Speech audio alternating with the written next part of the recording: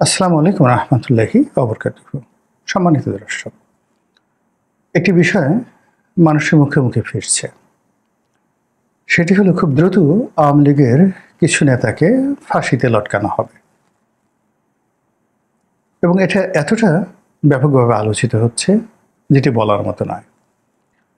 এমনকি যখন জামাত নেতাদের বিচার চলছিল, তো সেখানে ফাঁসি হবে কি হবে না, কে বাঁচবে কি বাঁচবে না, বা এটা শেষ পর্যন্ত করা হবে কি হবে না, তারপরে জামাত শেষ পর্যন্ত লবিস্ট ফার্ম নিয়োগ করে সফল হবে কি হবে না, এগুলো নিয়ে নানা রকম বিতর্ক ছিল। এমনকি সরকারের মধ্যে দ্বিধা ছিল, দ্বন্দ্ব ছিল এবং জনগণ আসলে বিশ্বাস করতে পারেনি।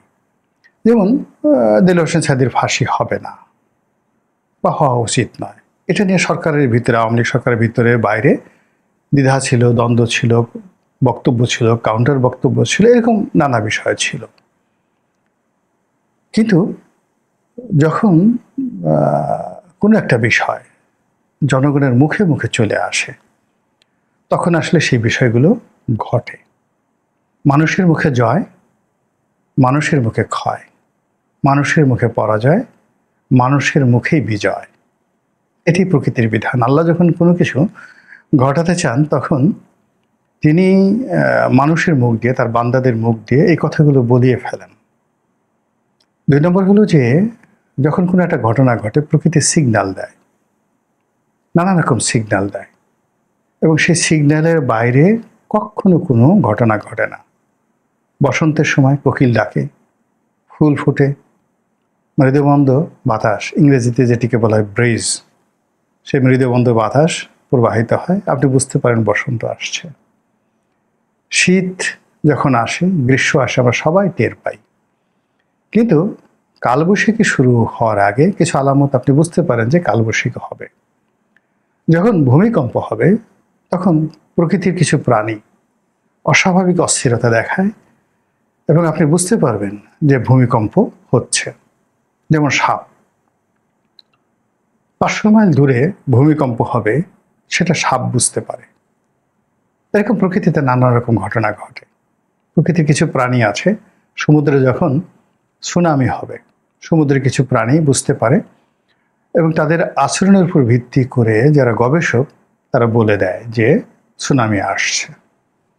তদ্রূপ মানুষের আচরণ, মানুষের চরিত্র, এসব জিনিস নিয়ে হাজার বছর ধরে গবেষণা চলছে। যেমন হযরত আলী রাদিয়াল্লাহু তাআলা আনহু বলেছেন যে, কখন বুঝবে একটি সমাজ, দেশ, রাষ্ট্র রসাতলে গেছে।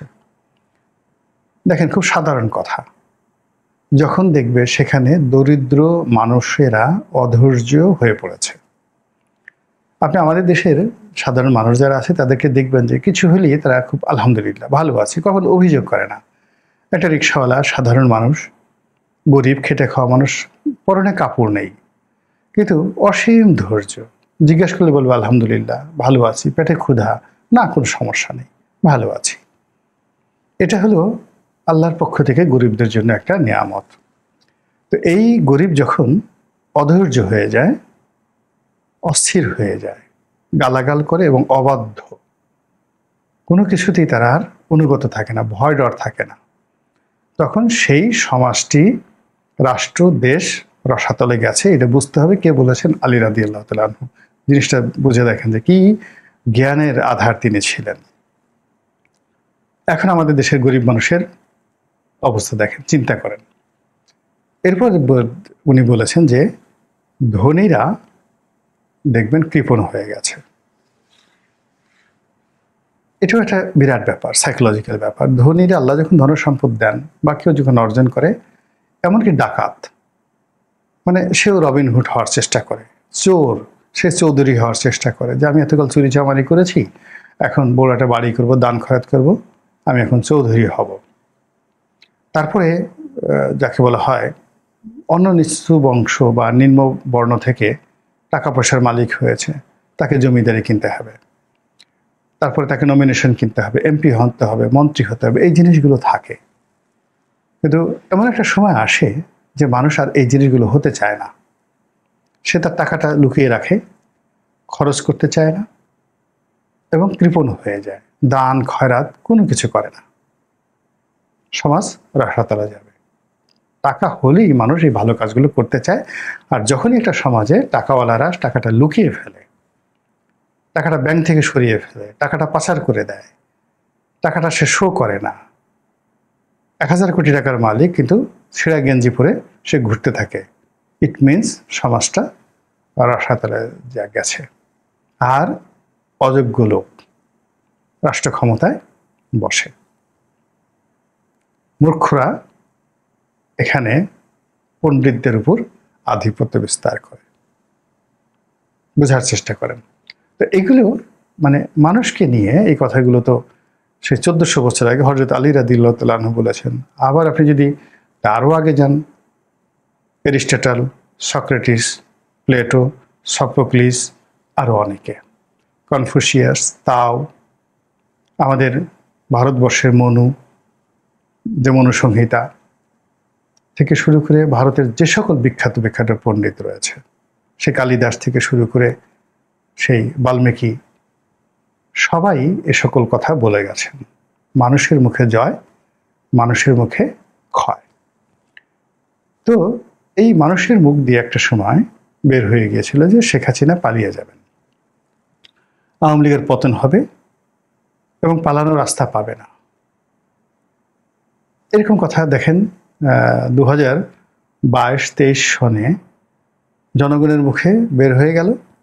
আর এটা এতভাবে বিস্তৃতি লাভ করলো যে আওয়ামী লীগের অনেক নেতাই বলা শুরু করলেন যে আমরা পালাবো না, আমরা পালাই না, আমরা ভয় পাই না, ইত্যাদি কথাবার্তা।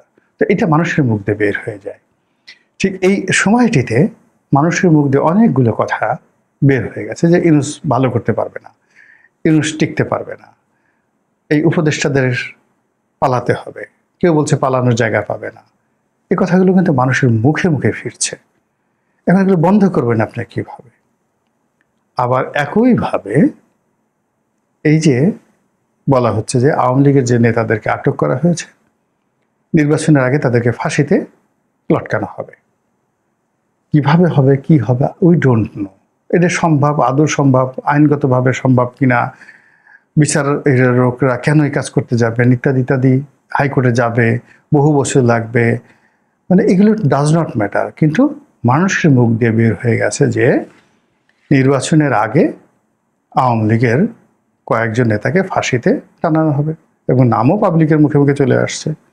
সালমানের কথা বলছে, আইনমন্ত্রী আনিসুল হকের কথা বলছে, রাশিদ খান মেননের কথা বলছে, হাসানুল হক ইনুর কথা বলছে, জুনায়েদ আহমেদ পলকের কথা বলছে। কিন্তু কেউ কিন্তু শাহজাহান খান, দীপুমণি, আমির হোসেন আমু, তারাও তো জেলে, তাদের কথা কিন্তু কেউ বলছে না। ওই যে খাদ্যমন্ত্রী কামরুল ছিল, ওনার কথা কিন্তু কেউ বলছে না যে কামরুলকে ফাঁসিতে টানানো হবে। সে তো আইনমন্ত্রী ছিল, সেও তার নেতৃত্বে তো জামাতের লোকজন হয়েছে, কিন্তু তাকে ফাঁসি দেওয়া হবে এই কথা কেউ বলছে না। কিন্তু এই নামগুলো আমি বুঝি না কেন ইন্নু সাহেবের নাম আসছে, কেন পাবলিক ইন্নু সাহেবের নাম বলছে, কেন রাশিদ খান মেনন কি করেছেন? তিনি ভিন্ন একটা দলের মানুষ, তিনি ব্যক্তিগতভাবে দুর্নীতি করেছেন, এটা কিন্তু তিনি তো বিরক্তিকর ছিলেন না, মাঝে মধ্যে অনেক সত্য কথা বলতেন যেটা শেখ হাসিনার বিরুদ্ধে চলে যেত। ফাঁসির লিস্টে কেন তার নাম আসছে আমি বুঝি না, কিন্তু মানুষের মুখে এটা রীতিমতো মশহুর হয়ে গেছে। আল্লাহ ভালো জানেন কি হবে না হবে। মানুষের মুখে জয়, মানুষের মুখে ক্ষয় যদি এটা হয়ে থাকে, তাহলে এই দুর্ঘটনা মানে বাংলাদেশে একটা নতুন যাকে বলা হয় অধ্যায় শুরু হবে। দ্বিতীয় যে বিষয়টি বলতে চাই সেটি হলো নির্বাচন। তো এখানে দেখুন বেশিরভাগ মানুষ বলছে নির্বাচন হবে না, ফেব্রুয়ারিতে তো প্রশ্নই আসে না, এত তাড়াতাড়ি নির্বাচন হবে না, ডক্টর মোহাম্মদ ইউনূস ভালো নির্বাচন করতে পারবেন না, এটা যেভাবে বলা হচ্ছে। আবার সমান্তরালভাবে ফেব্রুয়ারি মাসে নির্বাচন হবে, যেভাবে বিএনপি ক্ষমতায় আসবে, বা ফেব্রুয়ারি না হলে নির্বাচন হবে। একটা গ্রুপ বলছে নির্বাচন হবেই না, আবার আর একটা গ্রুপ বলছে নির্বাচন হবে। তাহলে দেখুন এখানে কিন্তু জনগণের মুখে নির্বাচন নিয়ে একটা ইউনিফাইড যাকে বলা হয় ডায়ালগ আসেনি।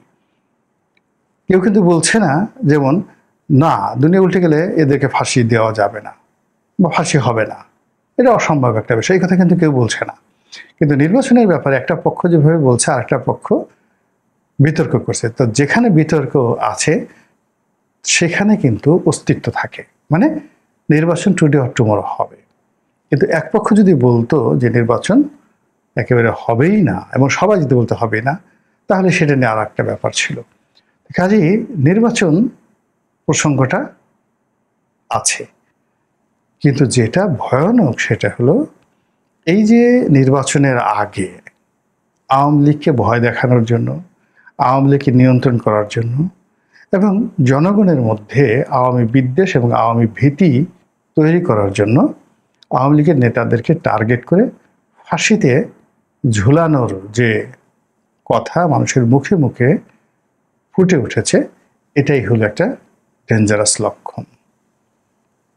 যারা এই কথাগুলো বলছেন, বা যে আমরা কন্টেন্ট তৈরি করছি, বা যে বলছি, পত্রপত্রিকা আসছে, তারপরে বিভিন্ন সামাজিক মাধ্যমে অহরহ এই মানুষের কথাবার্তা হচ্ছে, এগুলো কিন্তু অ্যাজ এ হোল লক্ষণ কিন্তু ভালো না। এটা কোনো অবস্থাতেই লক্ষণ ভালো নয়। এর কারণ হলো তাড়াহুড়ো করে যে কোনো জিনিস করা, তারপরে প্রতিহিংসা চরিতার্থ করা, এবং টার্গেট করে কোনো কাজ করলে যে ভালো হয় না। আয়নাঘরে যাদেরকে ঢুকানো হয়েছে, আপনি চিন্তা করেন, আয়নাঘরে মীর কাসিমের ছেলেকে ঢুকানো হয়েছে, গোলাম আজম সাহেবের ছেলেকে ঢুকানো হয়েছে, সালাউদ্দিন কাদের চৌধুরী সাহেবের ছেলেকে ঢুকানো হয়েছে। এখন তাদের নেতৃত্বে তারা স্বাক্ষর দিচ্ছেন, এবং সেখানে ডিজিএফআই এর 5 জন মহাপরিচালক, লেফটেন্যান্ট জেনারেল পদমর্যাদার সহ প্রায় 23 জন সামরিক কর্মকর্তার বিরুদ্ধে মামলা। কল্পনা করতে পারেন? খালি একটা ঘরের মধ্যে ঢুকিয়ে তাদেরকে বাঁচিয়ে রেখেছেন আর নির্যাতন করেছেন, গান জোরে জোরে গান বাজিয়েছেন যেন তারা বুঝতে না পারে।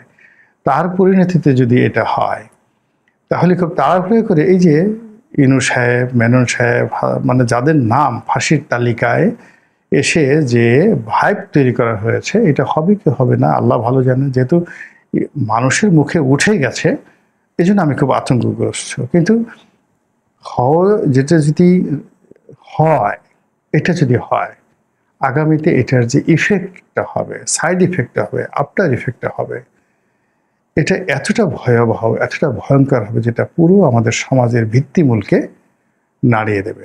সমাজের ভিত্তিমূল নড়লে রাষ্ট্রের ভিত্তিমূলও কিন্তু নড়ে যাবে। মহান আল্লাহ ভালো জানেন।